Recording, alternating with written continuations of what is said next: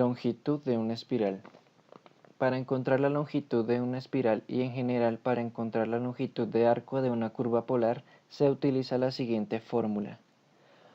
L es igual a la integral desde alfa hasta beta de la raíz cuadrada de f de teta al cuadrado más f' de teta al cuadrado por el diferencial de teta, donde L es la longitud de la curva, alfa y beta son los valores inicial y final de la misma.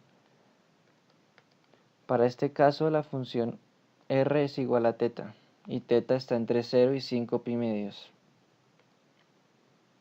Como la función es igual a teta, su derivada es igual a 1 y la función al cuadrado sería teta al cuadrado y la derivada de la función al cuadrado es igual a 1.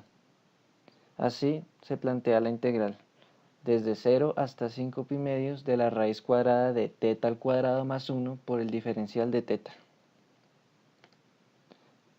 Ahora hay que utilizar el método de integración por sustitución trigonométrica utilizando el triángulo pitagórico. Entonces, para este caso, el lado opuesto es igual a teta y el lado adyacente es igual a 1. Así, la hipotenusa es la raíz cuadrada de teta al cuadrado más 1. Entonces, sabiendo que tangente de alfa es igual al lado opuesto sobre adyacente, que sería teta sobre 1, que es lo mismo que teta. Y para secante de alfa, la hipotenusa sobre el lado adyacente es igual a la raíz cuadrada de teta al cuadrado más 1. Sustituyendo de teta en términos de la nueva variable alfa, queda como secante al cuadrado de alfa por el diferencial de alfa.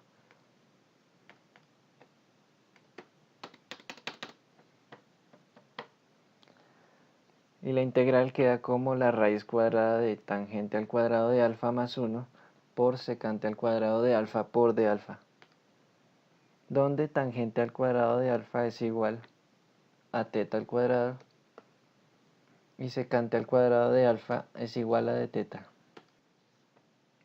Con la identidad trigonométrica que dice que la tangente al cuadrado de alfa más 1 es igual a la secante al cuadrado de alfa, la integral queda de la siguiente manera.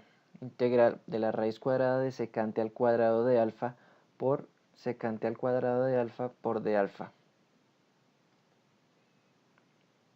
La raíz y el cuadrado se anulan acá, quedando solo el secante de alfa por secante al cuadrado de alfa por d alfa.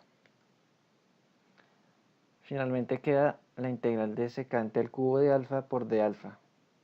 Esta integral se resuelve por el método de integración por partes, el cual dice que u por v' es igual a u por v menos la integral de v por du. En este caso, se toma u como secante de alfa y dv como secante al cuadrado de alfa por d alfa,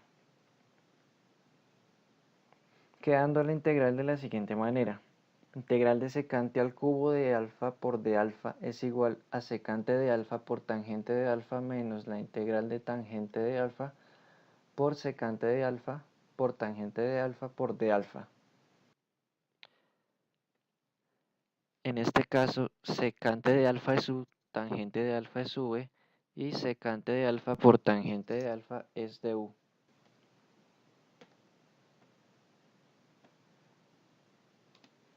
Aquí, tangente por tangente es igual a tangente al cuadrado de alfa por secante de alfa. Y se hace uso de una identidad trigonométrica, la cual me dice que la secante al cuadrado de alfa menos 1 es igual a la tangente al cuadrado de alfa, quedándome la integral de la siguiente manera. Integral de secante al cubo de alfa es igual a la secante de alfa por tangente de alfa menos la integral de secante al cubo de alfa menos la integral de secante de alfa por d alfa.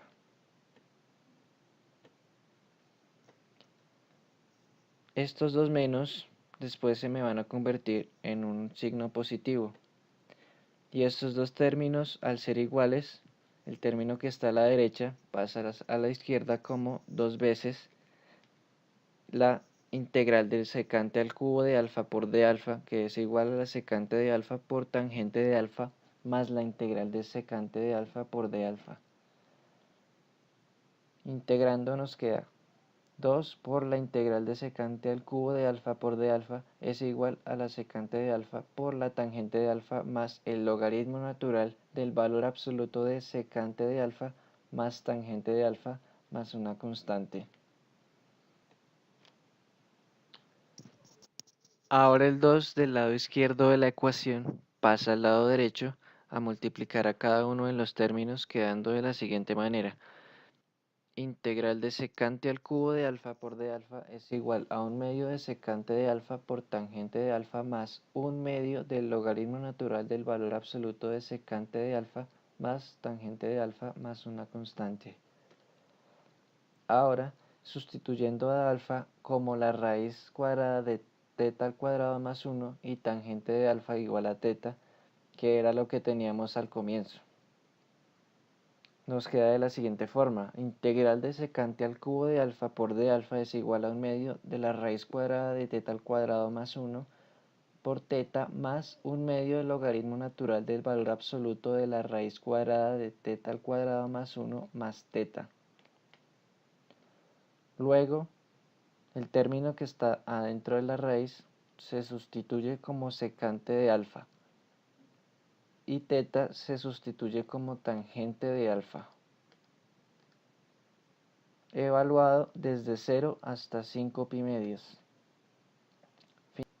Reemplazando el ángulo teta por el límite superior e inferior, la longitud de la espiral es igual a 5 pi cuartos por la raíz cuadrada de 5 pi medios al cuadrado más 1 más 1/2 del logaritmo natural del valor absoluto de 5 pi medios al cuadrado más 1 menos 1/2 de 0 por la raíz de 0 más 1 más 1/2 del logaritmo natural de 0 más la raíz de 1. Finalmente, como el logaritmo natural de 1 es igual a 0, solo queda la expresión de la parte izquierda, que sería 5 pi cuartos por la raíz cuadrada de 5 pi medios al cuadrado más 1 más 1/2 del logaritmo natural de 5 pi medios más la raíz cuadrada de 5 pi medios al cuadrado más 1, que es aproximadamente 32,47 unidades. Y por último vamos a ver la gráfica de la espiral en GeoGebra. Aquí se puede observar la gráfica de la espiral que va desde el ángulo 0 hasta 5 pi medios en Y, la cual es una curva parametrizada de 0 a 5 pi medios.